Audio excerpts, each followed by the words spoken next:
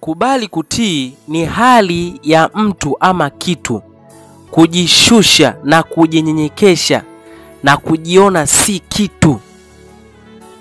Si kwamba kinakuwa kijui na kinakuwa kinajua. Hata kama kinajua, kinajifanya kuwa kijui. Haleluya. Hivyo watu wengi wenye nguvu kubwa ya kiroho na kutazama mbali huwa wanatii, kwa sababu wanajua thamani ya kutii imebeba siri ya mafanikio yao ya baadaye. Mtu anajifanya mjinga, anajifanya haoni, anajishusha thamani, na mtu huyo ni mtu mwenye upeo mkubwa na kutambua.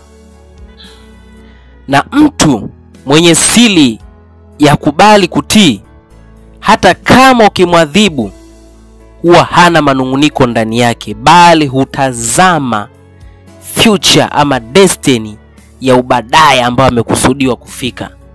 Tunapomtazama Yesu Kristo ambaye ni Mungu, amekuja duniani kwa kusudi la kukomboa ulimwengu.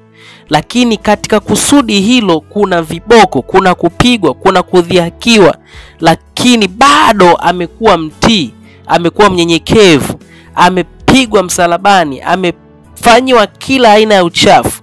Lakini baadaye, kwa sababu Biblia inasema katika Isaya 1:19, ndipo mtakapokea mema ya nchi. Sasa mema aliyoyapokea ni kukilimiwa kwa jina lake kuwa kuu, lenye mamlaka na nguvu, na kupewa kiti cha enzi.